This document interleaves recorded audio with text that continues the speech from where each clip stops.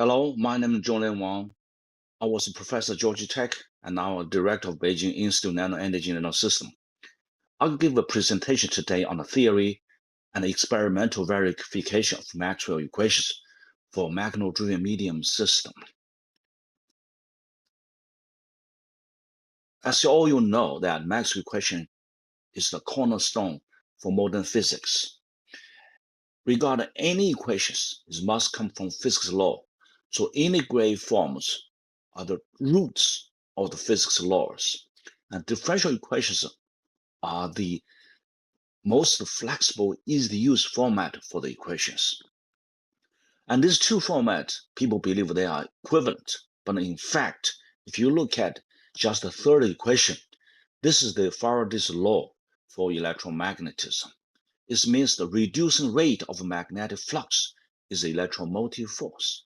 But in fact, if you look at this differentiation, it applies to the magnetic field, also applies to the surface to which the integration was done. And the differential term is received if you ignore the second term. So only apply the differentiation to the magnetic field, you receive this one. It assumes that the medium and the boundary is time independent. This assumption is rarely mentioned in textbook. So we always assume these two formats are identical, but in fact, they are not absolutely the same. So in such a case, in engineering application, if the surface of the integral changes, we have to consider this one in our theory. So in order to explain the experimental data, and this is my talks about that Maxwell equations for a mechano-driven medium system, especially if the surface has accelerated motion. Okay, so my talk is several parts. The first one, why the Maxwell equation needs to be expanded. It works so perfectly for a lot of things. Why do I expand that? So I will show you the reason for that. The initiation for this work was started from our discovery of trouble electric nanogenerator called TNG. It's used the contact electrification and electrostatic induction for energy generation. You can see if anything move around here, generate trouble electricity. The trouble electricity produces the alternating current, which is called displacement current, which give you the output. So due to this huge invention that we are literally to look at the fundamental theory for the TNG. So around the globe now, there's 30,000 scientists follow us to do this work. And what's the difference of TNG from electromagnetic generator? Electromagnetic generator was used electromagnetic induction for energy generation. It works well for high frequency, high amplitude. And TNG works well for low frequency, low amplitude mechanical triggering. So two are complements, can be utilized for a lot of engineering applications. So if you see this one, two are different physics mechanism, different material system. These are magnets, and they use the polymer materials, and of course, different applications. So due to this one, the two systems are formed the fundamental two techniques for converting mechanical energy into electric power. So our invention TNG in 2012.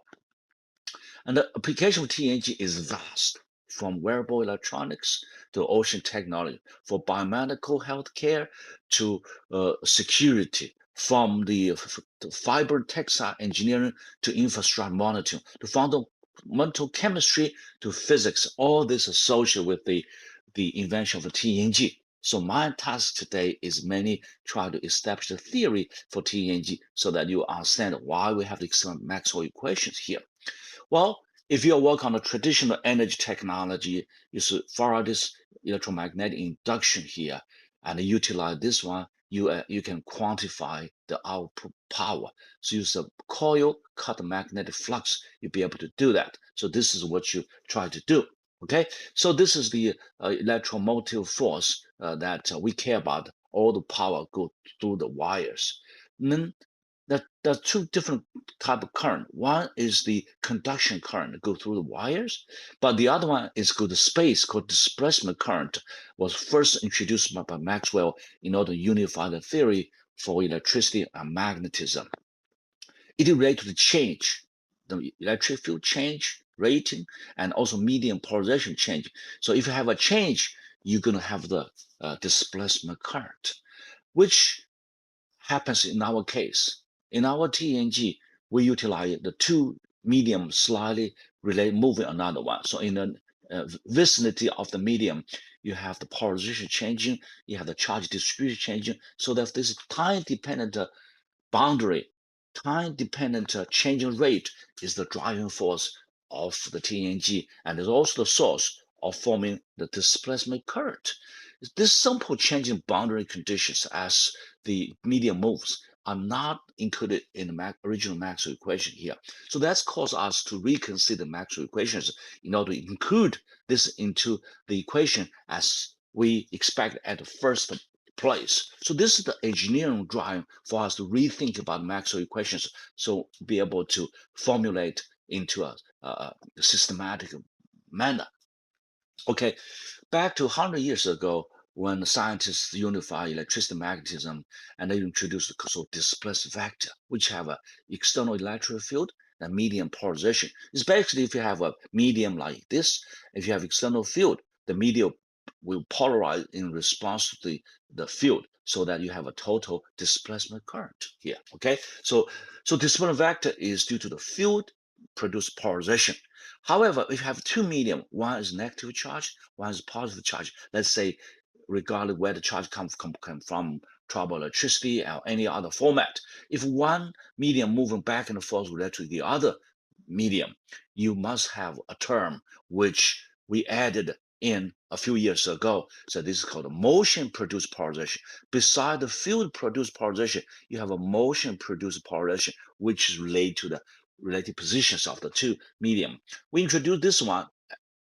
As a result, we have another term in the displacement current. Due to medium motion produced displacement current, we utilize this to explain the output of the TNG. So this is an expansion to the displacement vector. And as you see, if we introduce the PS term, the partial differential potential term, we can derive the displacement current in space. As a result, if we do the surface integral, we can get a total current. We can work on the electromotive force between the two electrodes. You can get voltage from which you can establish the dynamics of the current transport across the load as we normally observe experimentally. So this is very natural. However, this is simplified. The treatment can explain some of the experiment data, but at the same time, it missed the whole system because it still preserved the shape of Maxwell equations. That means it still assumes the medium boundary anything is a quasi-static. And so it missed some part of the electromagnetic radiation due to medium motion in a vicinity. So this is the starting point. Now we use the partial PSPT to calculate the output. If we have a 9 TNG array, so inter-TNG distance is W, the width of the TNG is L. You calculate the output as this 9 array, and you can get the output parameter. So W divided by L, you find the unit surface area power density is have a peak.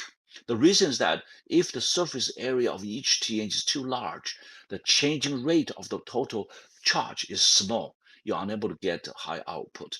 If this surface area is small, that means the coverage is too small. You're unable to produce a large current as well. So as a result, you have to optimize the leakage field here, not too large, not too small. So therefore, we can maximize the total charging rate, the rate at which the charging changes. You'll be able to maximize the output power.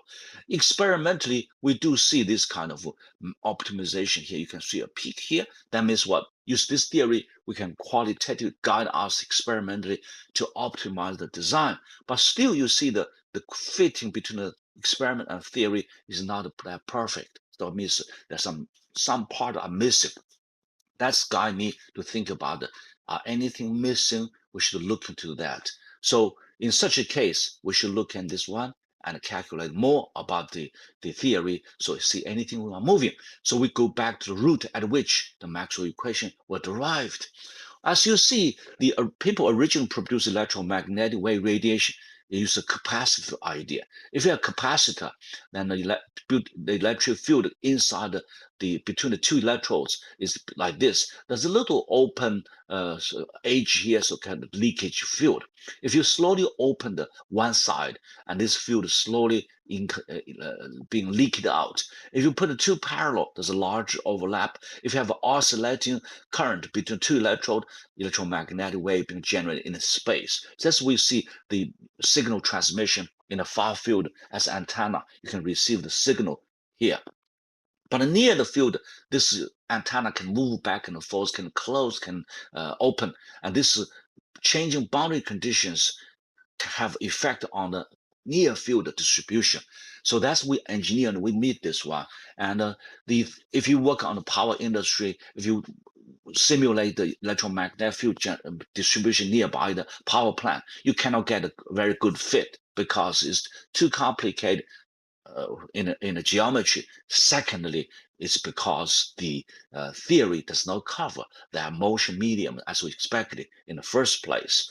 Okay, so this is but works very well for far field communication and antenna signal transduction here. Okay, so if you have a stationary object here, use the standard Maxwell equation, you can calculate field nearby, near field and far field, you can get a reasonable results because a near field solution is the full solution of Maxwell equation, which includes a special solution as well as the homogeneous solution. But if you far field, mostly relate to the special solutions here, you are not worried about the homogeneous solution. You pretty much ignore the boundary condition. You can use dipole approximation, quadrupole approximation, etc. Now, if this medium moving here, that means the dipole are changing. This changing here leads to time-dependent boundary conditions. So the question is, can we use Maxwell equation for calculating near field electromagnetic field of a moving medium? Can we do that? Okay, so this is the fundamental question. We're going to look into that because in a engineering application, a lot of near field, like in our TNG case, is a near field, not a far field. If you look at classical textbook for Jackson's book on classical electrodynamics, the Maxwell equation was just given. Okay, so there's no discussion about the assumption based on which the equation will derive. So students accept this one from generation to generation as the absolute case they derive. And furthermore, if you look at the recent books, such the one by Andy Zanwell, one of my colleagues at Georgia Tech, and the equation was just given here. So students just take it and utilize, really question about that, the conditions on which the equation was derived. We know that anything, if from a physical law to a mathematical expression, you must have simplified conditions. Otherwise, you cannot simply put into a very nice, neat, beautiful mathematical expression. Okay, so let's look at the four equations for Maxwell equation here. So this is the integral formation here. Let's take the Faraday's electromagnetic induction as example. So the reducing rate of magnetic flux through this surface. So let's say this surface have an open edge and this side is open. This is the differential of magnetic flux and this electromotive force along the edge of this loop here. You got to the equation here. So this is the expression here. Now, if you do the mathematical differential applied to the field and also apply to the surfaces, you apply the field, you apply the surfaces here, both have a different meaning. The field is time dependent, and this means what? The surface integral is time dependent. So in the case, if you ignore, say the surface has no time dependent shape, is a fixed object, then you can ignore this term and use the Stokes law for the left hand side. You can simply receive the standard Maxwell equation here. But now the question is, can you ignore this part if the surfaces are moving? And especially this surface is time dependent, position dependent, velocity field. And you cannot ignore this part. So that's the in our TNG case, the medium distribution change in space, you cannot simplify, ignore this term. But in the history, people ignore this one and for simplified mathematical expressions here. So let's just take the Faraday's law as example to say, okay, Maxwell equation were derived by assume fixed medium, fixed boundary, and assume their time independence. All right, so this is what I'm trying to say here. Now, let's see who first realized this problem if you have a moving boundary here. It was by Feynman in 1963 in his lecture. He said if you have a thin wire case here, and if you can look at the magnetic flux through the circuit, and this is the Lorentz law here. He found this obeys the Lorentz law perfectly. However, if you have a metal disc which rotates, you have slide needle. Look at this circuit here. The magnetic flux does not change, but literally there's an electromotive force in the circuit here. Okay, you can simply do the experiment to verify that. So he called this anti-flux examples. And then when he met this problem, he says it must be applied to circuits in which the material of the circuit remain the same, that is time independent. When the material of the circuit is changing, we must return to the basic law. The correct physics law is always given by the two basic laws here. He said that you have to consider the Lorentz force here. That's it. So in his book, he didn't describe further, and the future textbooks, no one discussed about this case. So it's pretty much forgotten in the literature. But now we have this medium motion here, which met in our TNG case. So we have to reconsider this one. How do we put this Lorentz force naturally into the equation so we'll be able to describe the electromagnetic phenomenon of moving medium systematically? So that's the motivation of our work. Okay, so in the history, when the people deal with the moving object, they use Minkowski's theory. Minkowski's theory says that if you have a point charge in the space, Bob sit in the lab space, Alice sit in the moving frame here. If this is uniform moving here, you'll be able to see that this point charge move away from Alice. It's like a current. She saw electromagnetic field. But Bob saw is this the Coulomb force? It's just a stationary point charge. So in free space, what Alice see is the standard Maxwell equation in her frame, and also the constitutive equation in her frame, and so the boundary condition in her frame, because he has no boundary associated. Now, if Bob looked at that in his frame, he said, well, I just have a point charge. I have this in a lab frame. So you see, this is no prime. This have a prime. That means two different reference frame here. How do we correlate the field in the moving frame to the lab frame? We assume the shape of the Maxwell equation is same. This is called covariance. Covariance is exact only in free space. There's no boundary, no medium case here. To be exactly said. Okay. Now, if you use Lorentz transformation, you correlate the medium in the moving frame in a slab frame, you receive this. So this is the format we received for the field correlated in the moving frame and in the lab frame. You can call it this. I just write down the expression for low speed approximation for simplification here. Okay. So you can do this very nicely for that. But do remember, this holds exactly in free space for both Alice and Bob. Therefore, now if you have a medium, thing changes here because the covariance of the Maxwell equation may not be exact as we expressed here. So this is the case. The second one, the Lorentz transformation assumes the invariance of the speed of light. That means the speed of light is constant. Where? Only in the free space in the vacuum. If you have a medium, the speed of light changes. For example, if you're in the water, the speed of green light and the speed of red light are traveling at a different speed. So therefore, Lorentz transformation is exactly in free space, but not in a medium case. Okay, so therefore, this sentence probably rarely mentioned in textbook. People just ignore its conditions on which Lorentz transformation holds. Okay, so this is from our engineering purpose here. Now the question is, how do we expand the equation? If we know we need to expand, how? How do we consider medium motion into the derivation of the equation here.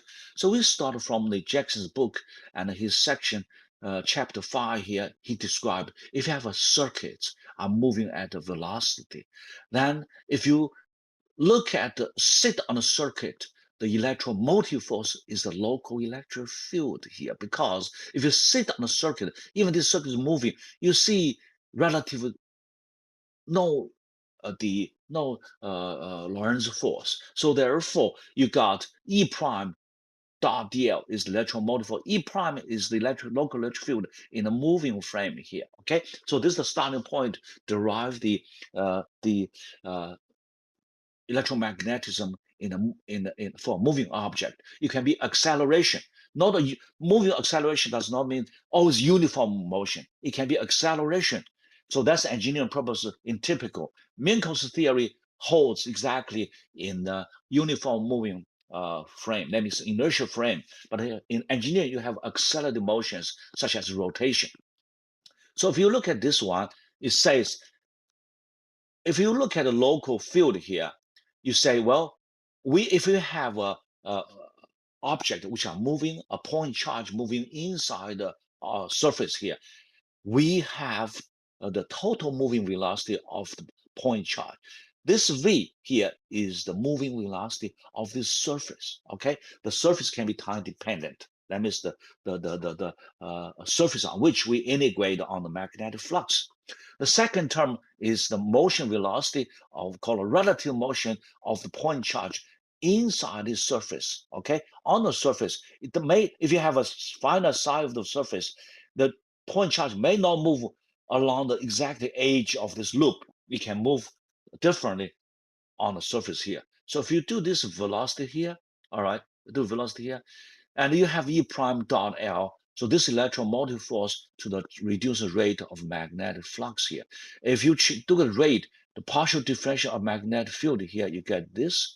And the second term is a time-dependent ds dt, okay? ds dt is v cross b here, and this term here is the partial differential to the ds. So this is a mathematical identity. From here to here is related to the motion of the surface, means the integrated surface of the whole flux. You got this term. But this is E prime. You're going to have the, here we consider the E prime. If you can non-inertial frame, you have the inertial force. Okay, that's the inertial force as a result of surface moving, which is the Lorentz force. Lorentz force is the total velocity. Total velocity here cross the B. Total velocity have two terms. One is the moving velocity of the whole surface. The second one is the moving velocity of the point charge in the surface. Okay, so if you substitute this here and you substitute this here, you find this V term cancel with one of the term produced by the total velocity here, and you lead to here. So only the relative velocity of a point charge moving inside the large medium remaining here. And this inertial force here, but it will drop out at the next step, all right? Okay, so this is the relative velocity of the point charge in reference to the surface of for the integral. So this is the expression. But in engineering, we can understand this V is the moving translation velocity of the object. And this VR is the point charge rotation velocity with respect to the object inside the large rotation medium here. Okay, so VR is the rotation velocity we normally in, and the V is the translation velocity. In here, theoretically, it means the V is the velocity of the surface. VR is the moving velocity of point charge inside the surface. So if you have this one, let's copy this equation to the next page here. All right. So this is the total moving velocity of the medium. If the point charge move inside the surface here, there's the VR term. Okay, so copy the equation here, and let's look at the two cases. The first case, the integral is along thin wire. So the medium is a very thin wire in which the direction of the charge moving velocity at any segmentation is parallel to the segmentation here.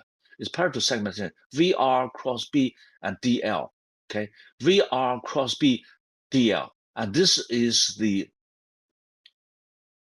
standard term. But if dl is parallel to VR, in this spin wire case, this term drops out because this is literally zero. It's dropped out. For the translation term, the velocity is only time dependent, like solid translation here. If you apply a curl here, the x, y, z, this drops out as well. So the inertial force drops out, and this term drop, and this resume the standard format of the Maxwell equation here. So if you have a thin wires, regardless is a uniform motion or accelerated motion, Maxwell equation holds. Okay. However, if you have a large object in the case B, which are rotating here. In this case, that the point charge moving may not parallel to the integral of the geometry. This is the geometry path. This is the moving trajectory of the point charge inside the medium. And this may not parallel to this one. In such case, this term remains here. Therefore, the Maxwell equation have an additional term v cross r. This v is the relative velocity of point charge inside the object. We call rotation velocity in here. Okay, so therefore, if you have large medium, things are different. Things are different. Compared to standard Maxwell equation, you have additional term here. All right. So this is further. For the amplitude law, you can do the same thing because on a moving frame, you can h prime dot dl, just like in a Lorentz law, like electromotive force. This is the magnetic motive force. So this is the changing rate of the electric flux here. I've used special relativity replace this h prime by here, eventually get the format of the Ampere-Maxwell equations for the fourth equation in the system. So the only thing is that is the translation give you a current. You have to consider this one. So basically, you have another VR cross D term in the Ampere-Maxwell equation here. So this is the fourth one. The other two remains the same. So therefore, summarize, if you have a medium which is have a translation motion, have a relative rotation motion. Inside the medium, you have the expanded Maxwell equations for here, and this is the expanded Maxwell equation. You have the V cross B here, V cross D here. So this inside the medium. In the free space, you have the standard Maxwell equation here. The full solution of this set of equation and the full solution of this set of equation inside medium need to meet the boundary condition at the surface, and this boundary is moving because it's rotating. So the boundary conditions are not the same as we learned from textbook as we used to be, because we have to consider medium motion in the derive the boundary condition here. So these are the two set of equations, the full solution, that means the homogeneous solution and the special solution together has to meet the boundary condition, so we can calculate the near field electromagnetic behavior more precisely. So this is an idea here. Now, if you're working power industry, for example, you say, okay, I only care how much power generated. I look at the current generated inside the wire. Is the reducing rate of magnetic flux with electromotive force here. You do have this VR cross B here, right? So this is the case here. And this, if you have no medium motion, no Lorentz force, you generate no power. So must have a magnets or something are moving. So in order to have a power generation, this is the driving force for the power generation. You got to have this term. So therefore, conversion from mechanical energy to electricity, we assume we must have moving object, moving medium case, and we care only about the current goes to the inside the circuits. But if you work on the communications, people work on the far field, you worry about the electromagnetic field, near far field. You don't worry about how the current was generated. That's the job by this group of people. So these two set of equations have different assumption. This is a moving object, and this is a stationary object. They're two different. So now if you will work on the electromagnetic theory at the vicinity of a power plant, this cannot solve the problem, and this cannot solve the problem. So there's something, a gray area, which are missing in the classical electrodynamics. So therefore, we consider the electromagnetic behavior inside the moving medium, which affect the field distribution at its nearby.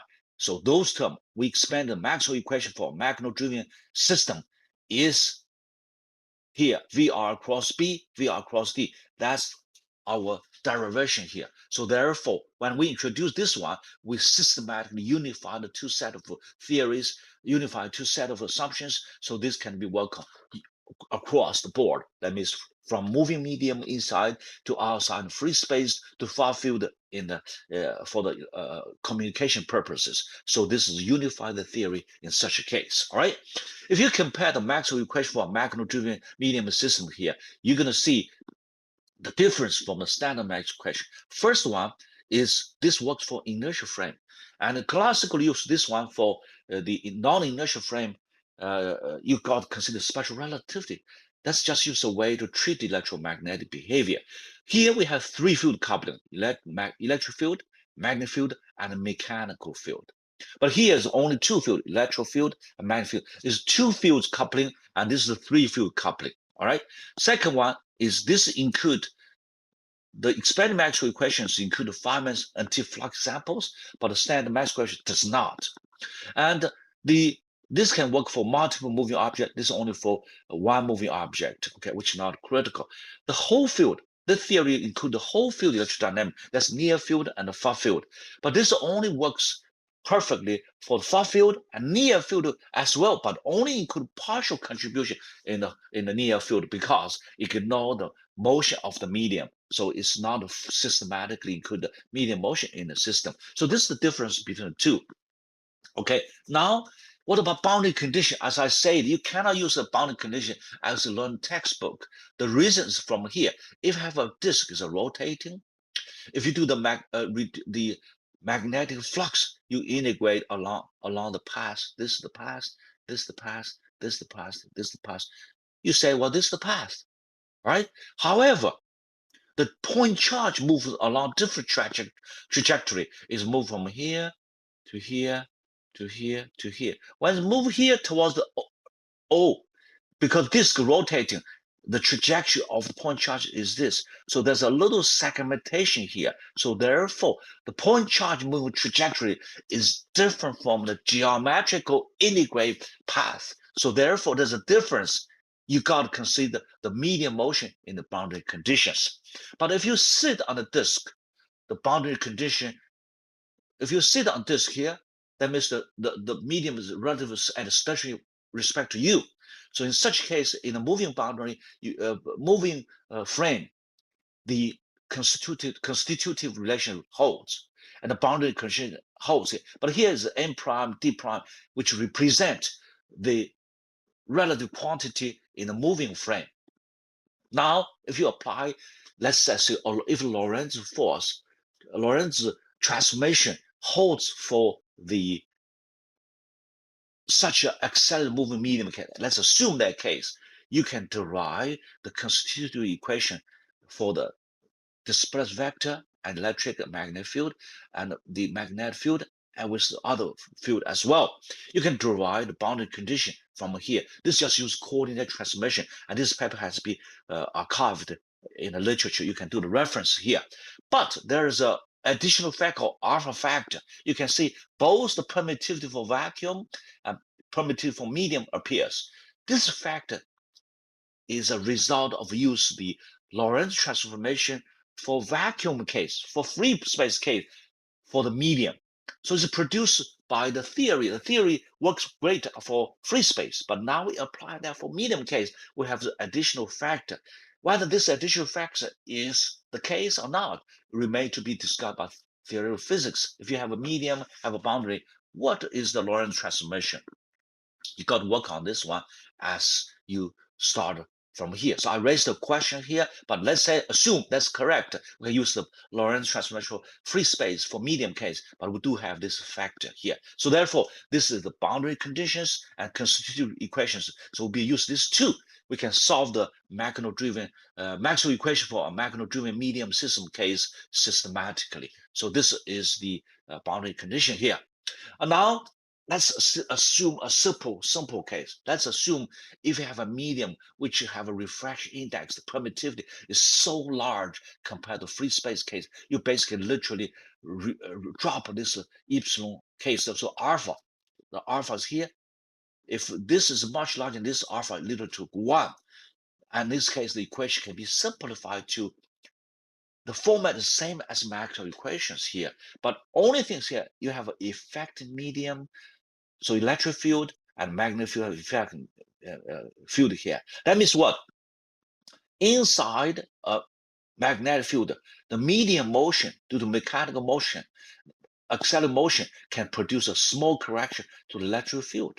Inside electric field, the medium motions, the accelerated motion here, can produce a small correction to magnetic field. This is a so-called effective field. You can use it like this one. So this gives you a simple understanding. In such a case, you can use the boundary condition as we know for classical case here, well, which works nicely here. So therefore, it's reduced the format of the Maxwell equations here, but it's unified three field: electric field, magnetic field, as mechanical force field. We do this modification. So they're called effective field theory on the simplified conditions for the high refraction index case here. Okay, so this is just analytically we can understand that per our understanding.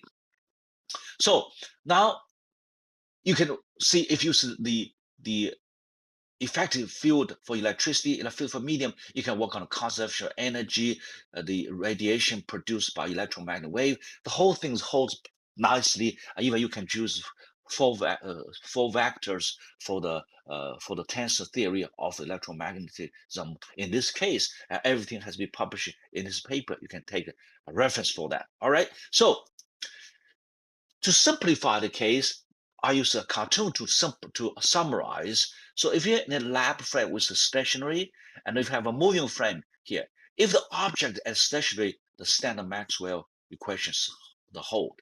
If you have a object only have a translation motion, this translation can have acceleration as a whole, but no relative rotation of the object itself. In this case, the Maxwell equation holds as well. Only thing you have to consider in the space is the current produced by the charge in the space. So this the inside the medium had this.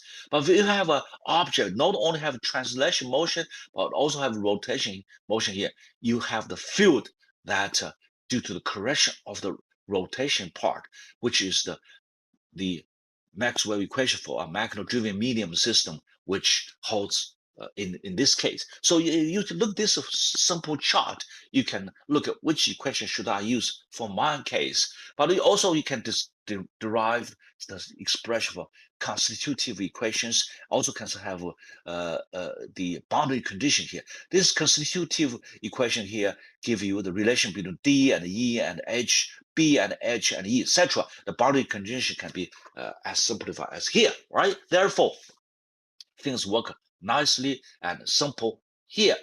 Well, you present theories very nice. Are they correct? Do you have experimental proof to show that the experimental facts that cannot be explained by the classical Maxwell equation, but do require your Maxwell equation for mechano-driven medium system? Do we have such case? So there's a lot of experiment have to be done in this. Let me present them one by one. The first one is explaining the Feynman's anti-flux examples. Feynman found that if you have a metal disc rotating a slide needle, in this case, it seems does not obey Lorentz law. Well, okay, so how do we explain this one? We first want to do experiment. We have a metal disc rotating in magnetic field, rotating here. We measure the load across the load here. You do have this one. You can measure the magnetic field through this one, and this magnetic field does not changing. So we measure that. We do see the electromotive force as well as the reversing direction as reverse the direction of rotation of the disk, which appears nicely here. So the explanation to this one is because we introduce the Lorentz force here. If you apply this force to this case, you explain that very well. Therefore, you have this additional contribution to the electromotive force, which what you observed experimentally. The key difference is that the geometry for the calculus for the magnetic flux is different from the path of the point charge that moves here. So the due to medium motion here, these two trajectories are not identical, which produce a difference over here. All right, so this gives you our explanation to the anti-flux examples, which are automatically included in the Maxwell equations for a moving medium case. If you work on electronics, you always use Kirchhoff's law. So for thin wires, Kirchhoff's law, that means that around the loop, the total voltage drop is zero. Around a node, the total sum of the current is zero, which hold exactly. But now if you have a large medium, the Kirchhoff law does not hold exactly as it was. Therefore, it changed our classic understanding. If engineering purpose, you have a large piece of moving medium, like a rotation disk, you have to consider the Kirchhoff law carefully in this case here, right? So this is the second example case. Third example case is here, is this is a classical theory called Röntgen and Edgeworth experiments. That's in the electric field. If you have a medium rotation, you can produce a magnetic field. So this is the case here, and you produce here, and look at here one. This is the electric field, magnetic field. And how do we explain that? They see a medium motion in the electric field will produce a small component, a magnetic field. And they used to use special relativity to explain this case, but we think that's not necessary because it's a moving medium, electromagnetism. So inside an electric field here, a moving medium can produce small correction to magnetic field. That means what? It's a three-way coupling between the mechanical motions and electric field and magnetic field. That literally anything medium motion inside the electric magnetic field will produce a small correction to either of them. So therefore, this explanation of one classical experiment that be observed centuries ago. All right. So therefore, if you understand, use our simplified case. This is just a simplified Maxwell equation for mechano medium case. You can explain the three-field coupling. Recently, we published this very nice paper. I think if you have a uniform charge disk here, and if you measure the electromagnetic radiation nearby here, see what you got. Let's say if this disk is rotated at 9 Hertz, we observed at 18, 27, and at 9, 18, and 27, we see discrete multi-harmonics. So therefore, its rotation frequency is only at 9, but we do say at 9, 18, 27. If the rotation frequency is 17, we see 17, 34, 51, 68. These are multiple harmonics. They are very discrete, very distinct peaks at a specific frequency here, which cannot be explained by the classical Minkowski theory. Okay, so this experiment shows that we clearly see the first harmonic, second, third, fourth, fifth, sixth. So these are not expected to happen in our classical theory as we expect. So this is the first data, observation of multiple harmonics for a uniform charge disk. All right. Now, we did very carefully for the last 3 years. We use a silicon wafer, we use a polymer material. And this medium, as I say, you see this harmonics, this medium is linear medium. They are not non-linear medium. They are linear medium. If the equation is linear, you only can have mono electromagnetic emission. You cannot have multi-harmonics. But now we do see for linear medium, we have 1, 2, 3, 4, 5, 6. All right. And if you have a uniform charge disk, a half-the charge disk, a quarter charge disk, etc., you can change configuration.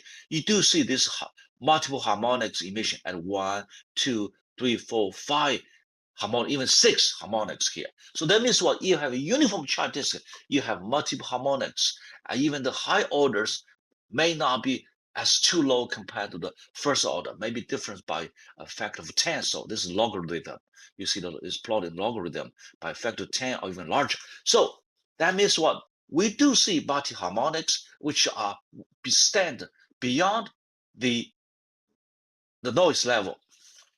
Okay, now if you see the second of things, if we have a uniform charge disk, we can rotation clockwise or counterclockwise, just reverse the direction here. What do we see? We see for the harmonic, for the even order terms, that means second harmonic, fourth harmonic, sixth harmonic, we see no phase reversal. If you reverse the direction of the disk rotation, the even terms even harmonic does not change in the phase. But the odd one, the 3, 1, 3, 5, reverse in the phase. So this is very unique evidence, shows the different order harmonics have a different phase reversal behavior. Classically, if we reverse the whole thing, that means we reverse the z-axis, all the field has to reverse, but not in our case. Okay, so we do 3 detect on the x-axis, y-axis, and the z-axis. We see similar things here. So therefore, there's a systematic behavior of the different behavior for all the harmonics and even harmonics in the phase reversal. So how do we explain this data? First one, Maxwell theory cannot explain this different phase change behaviors here. All right. Okay. Let's work on this one. Let's say if we have a uniform charge disk or non-uniform charge, we start from Minkowski theory in a moving frame and a lab frame. This is for the general special relativity case. For low speed, you can reduce much simply here to rotation speed here. Okay, this is the moving frame and this is the lab frame. Now, if you sit on this rotation disk here, all this charge are stationary with respect to you. That means the moving frame. So we only have electric field, no magnetic field. So we substitute this electric field and magnetic field into these equations. I use coordination transformation, use Lorentz transformation. We can derive the field in the lab frame. See what we got. Okay, let's several cases here. The subcase, let's say if we have a uniform charge disk, that means the surface charge density is a constant, is here. We derive the equation. This equation that shows no harmonics, no multi-harmonics should be observed. And we only see the monoharmonics here.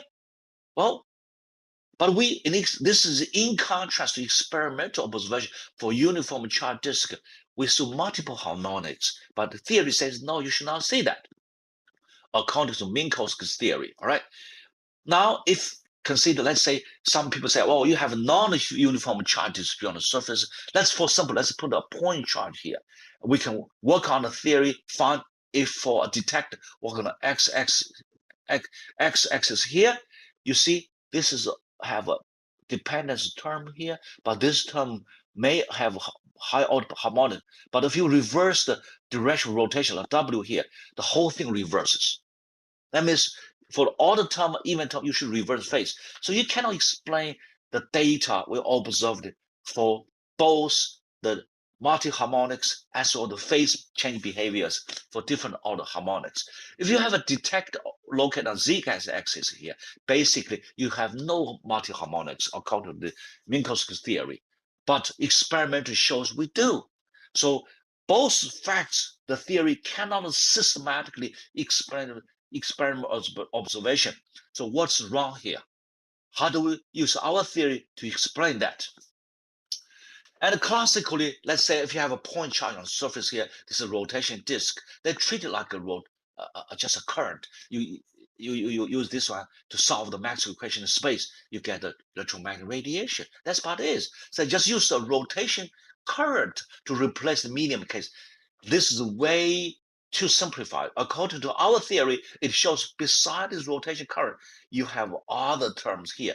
So these other terms are nonlinear terms here. You are supposed to have multi-harmonics, and the magnitude of these 4 terms are same as the rotation current here. All right. So at rotation current here. So this is the classical theory, we have some incompleteness here. We naturally assume this one, but cannot explain the experimental data we all observe here. So therefore, in the near field electromagnetism, there's a lot of things to be studied. Even in classical, such a long, over about 150 years old history cannot explain this very well. So we have used our expanded Maxwell equation to solve that, to consider this nonlinear term in the theory. Now, how do we use the theory to systematically explain the data here? We don't have to do numeric calculation. We can do this analytically. Let's consider simplified condition. If the permittivity of the medium is much larger in the free space case, we use the equivalent field case here, which can be published in this paper here. The electric field and magnetic field, we do this one. And this is basically a three-phase coupling. That means in the magnetic field, a moving medium can produce an electric field. In the electric field, a moving medium can produce magnetic field. This two equations apply back and forth, produce the multi-harmonics here, all right? So if this in the form of Maxwell equation, that's the linear equation here. So for linear medium case here, the solution of this one only have monoharmonics. You don't have multi-harmonic. So the solution of this E effective, H effective only have the monoharmonics K here, because we have a linear equation here. So this is the effective field. But now, in order to retrieve the electric field and magnetic field, we have to iteratively solve this equation. But substitute this into here, we can solve that. Now, if you look at this case, this is the three field coupling: electric field, magnetic field, and mechanical force field. These three fields are coupling. We need to solve that systematically for that. So in the magnetic field, medium motion produces electric field. In the electric field, the medium motion produces magnetic field. So if you do this iteratively, you find this is the first order term, second order term, third order term, fourth order term. Now look simply, the first order is the e to I omega t, so monoharmonics here. The second term is v cross h is e 2 omega t, the 2 omega t. The v and e term give the three harmonic case. So you have two harmonic, three harmonic, fourth harmonic, etc. Just different order of solutions give you the experimentally observed first harmonic, second harmonic, third harmonic, even higher order harmonics here. So use our Maxwell equation for magneto-driven medium system. We can explain the data nicely, even analytically. Now let's look at the second term for the phase reversal. We observe this phase reversal for odd harmonics, but for even harmonics, no phase reversal. Now let's look at this one. We use the effective medium theory, and because the effective medium theory is the linear equation here, but if you iterate to solve the E and H here, we got the first order term, second order, third term. So let's do the first order term is E to the I omega t. Okay, if you reverse the direction of the disk rotation, this E should be reversed in the direction. So for first term, the second term is V cross H. If the reverse direction, so does H. Then the two together, no reverse in the phase. So the second order term have no reverse phase. The third one is V, and E. Each reverse in the phase. The whole thing reverse in the phase. For the fourth term, that's V square, V, and H. If V reverse direction, this whole thing doesn't reverse in the direction. That means for the even terms, second and fourth, no phase reverse. But the first harmonic, third harmonic reverse in phase. That's what we all observed experimentally. So therefore, using our Maxwell equation for a magneto-driven medium system, we can explain the whole thing very nicely. So therefore, you don't have to do numerical calculation. You can understand things analytically. Why would you observe such a different, distinctive phase behavior for all the harmonics and even harmonics? This one used our theory explain the second key experiment data. Okay, now we say the three-phase coupling. We have electric field, mechanical force, and force. Let's consider mechanical field produce electromagnetic radiation. That means if you have a medium motion, have a magnetic field, this medium motion produces an electric field. And this electric field reacting on the medium motion here produce a magnetic field. That means what? The medium motion produce monoharmonics here, and this produce electric field, which is with the frequency omega. Electromagnetic induction preserve the frequency. The magnetic field have exponential I omega t. The magnetic field acting on again the second term here, the magnetic field and the thing here. This gives 2 omega, and this gives you the 2 omega case. Electromagnetic induction, electric field produces second magnetic field, or the term 2 omega, and this 2 omega case re-interaction on the case again get 3 omega case. This is how you produce multiple harmonics case here. But things are more complicated. You do have the frequency add up, frequency can subtraction. You can see the first order scattering inside the disk, especially this is a high permitted disk here, the electromagnetic field will be multiple scattering inside this multiple times before it exits the disk. You have the first order scattering by the medium, by the boundary, and then the second order scattering, you have 2 omega and 0 omega case here. This means what? Back to no frequency dependent. Then this have the plus omega, minus omega case here. You do see this is 2 omega, 3 omega, but also can resume to omega case. First order scattering, second order scattering, third order scattering, all put together give you the dynamical scattering here. This is similar to the you solve nonlinear equations like the Schrödinger equations in the electron diffraction. You have first order scattering, second order scattering, third order scattering. They're called dynamic scattering. So eventually, high order scattering may not have a lower intensity compared to first order scattering. So that's called a dynamical scattering theory for the Maxwell equations here, right? So we can in the future we can do the numerical calculation to quantify our data here. If you work on the electromagnetic theory, if you do communication, you're most concerned about far field. The solution of far field is related to the special solution of the Maxwell equations. You don't worry about the medium moving after here. You only consider far field. So this works very well for the communication people. But now if you work on our TNG case, you do work on near field. So use our expanded theory here for the case here. And inside media, use the mechano-driven medium system equation. Inside the standard Maxwell equation, the two set the boundary condition here. So therefore, for me, near field, there's a lot more theoretical experiment work to be done. So this is what we found from our study is the field that has not been well established until now, right? So far field and near field are two different set of zones. And this is working for communications, here working for energy and sensing. So we're going to work on this nearby, all right? So lastly, I want to give a little discussion about the Galileo transformation and Lorentz transformation, as well as the covariance of the Maxwell equations here, okay? Which we always believe we must use Lorentz transformation and the covariance equation here. So if you work on the free space, related to Alice and Bob, both have the same format of Maxwell equations because there's no boundary in the space. In the moving frame and a lab frame, use the Lorentz transformation, you correlate the field in a moving frame with in a lab frame, so back and forth, which is very nicely. But remember, the Lorentz transformation assumes invariance of speed of light, which is only exact in the free space. If you have a medium case, you may not have such a situation. So therefore, when you look at this section, Minkowski's theory applies exactly for free space case here. Now let's look at if I have medium. Let's say we have a medium, the Alice sit inside the medium, look at this case here. She may say, oh, this medium is stationary with me. I have the Maxwell equation as I supposed to have.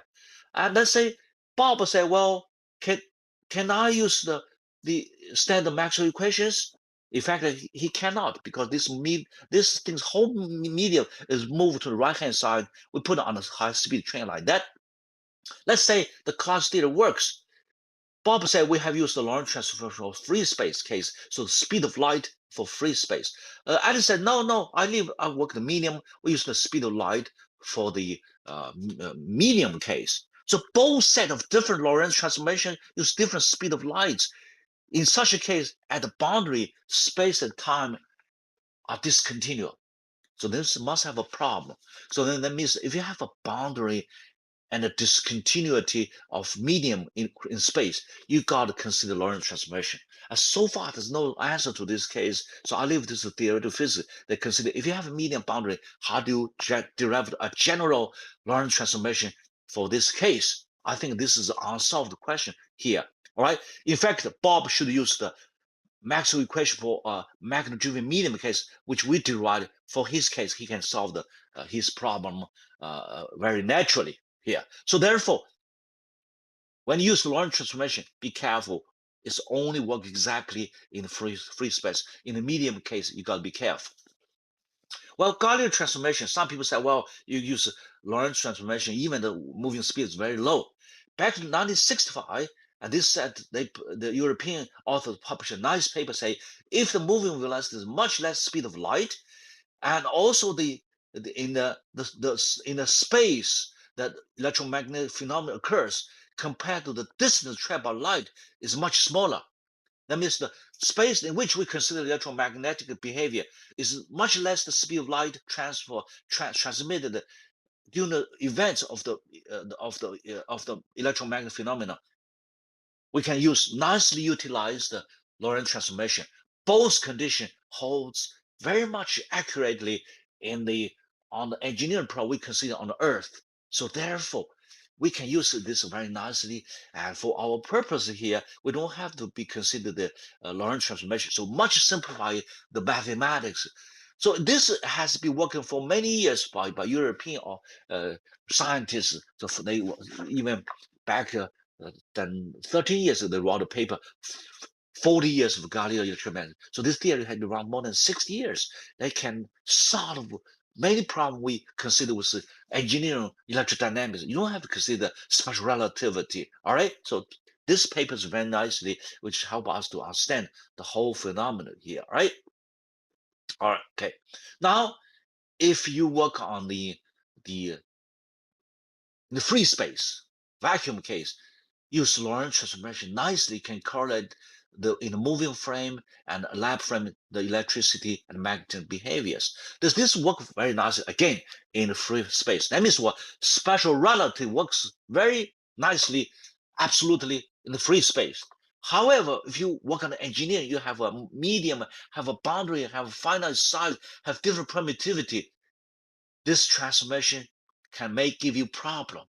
So you have to consider the rotation of the medium in the equation. This works for engineering application here, mostly for low speed, and so we can safely utilize Galileo transformation. So there's two different scheme. Scheme one work for theoretical physics, for space, for field in the universe. But for the medium case on Earth, we use the Maxwell equation for magnet-driven medium case in our system. So this is a summary of two schemes we must use. Now let's do a simplification. So if you work on the Earth, all right, you use the equation we derive for the moving medium case.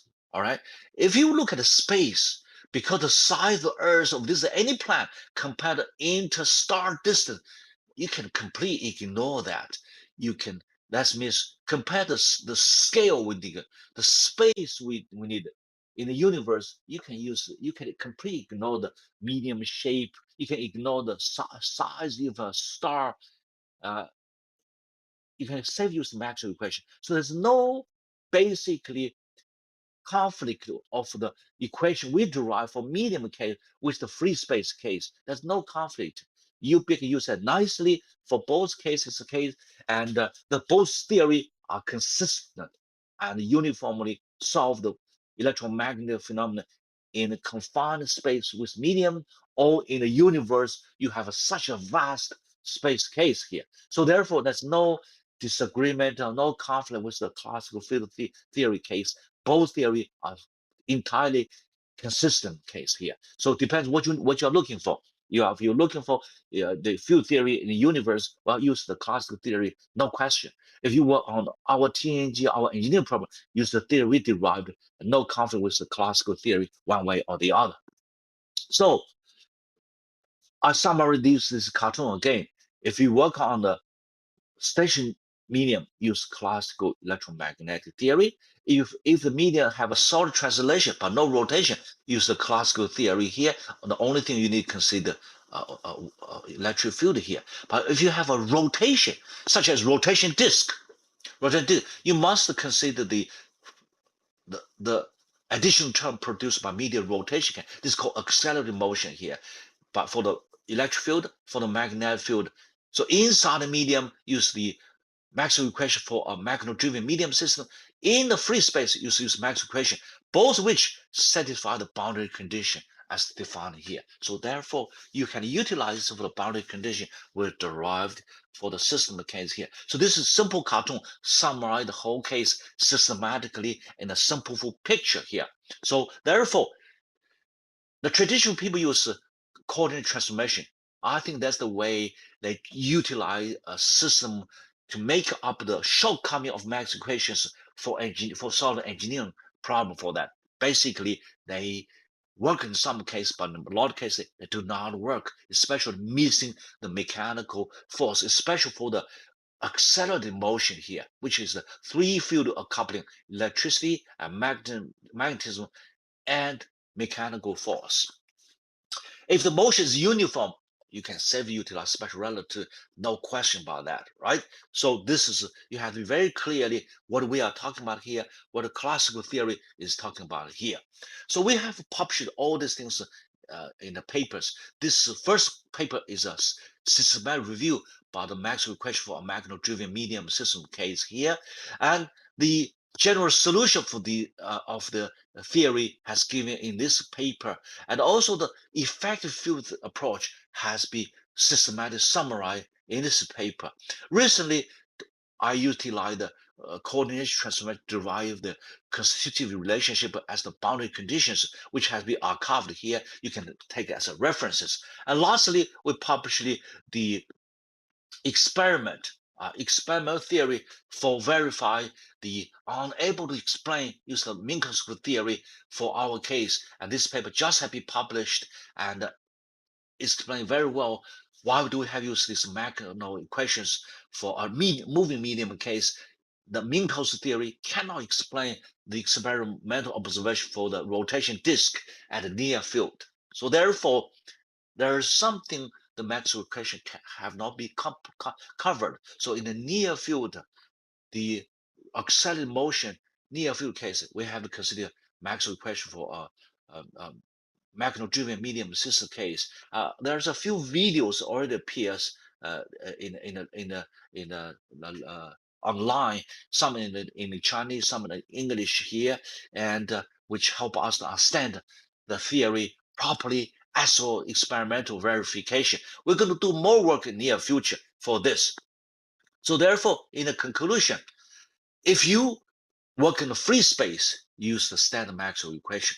If you work on a medium which have accelerated motion, such as rotation, you need to use the Maxwell equation for a magneto-driven medium case here.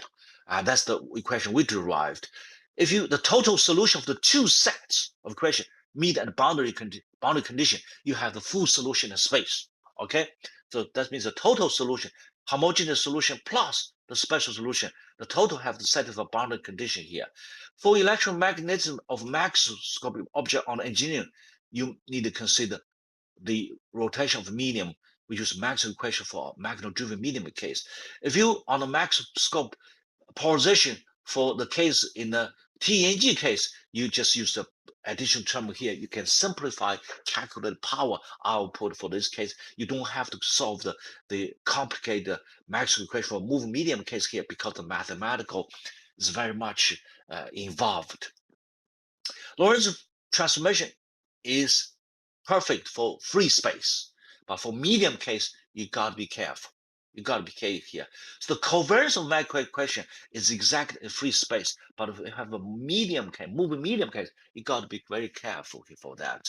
And it can apply in some cases if you have a uniform motion, but if you have a rotation medium case, it may not apply. So you have to be carefully when you utilize those the classical established theory for engineering purposes here. So these are a few major conclusions we have established here. But most important, I'll ask you to look at the papers we published. You can get a systematic understanding of the theory. So the purpose of my talk today basically describe the theory systematically, give you update of the experiment we have done that shows that Minkus's theory cannot explain the experimental data. Instead, we must use the Maxwell equation for a magneto-driven medium system, which we derived for the case here. We will do more experiment and more computation case to make this theory more quantitative and data to be quantitatively explained in near future. Thank you very much for listening, and hope my talk is very useful for you, so you can understand your case here. All right, thank you.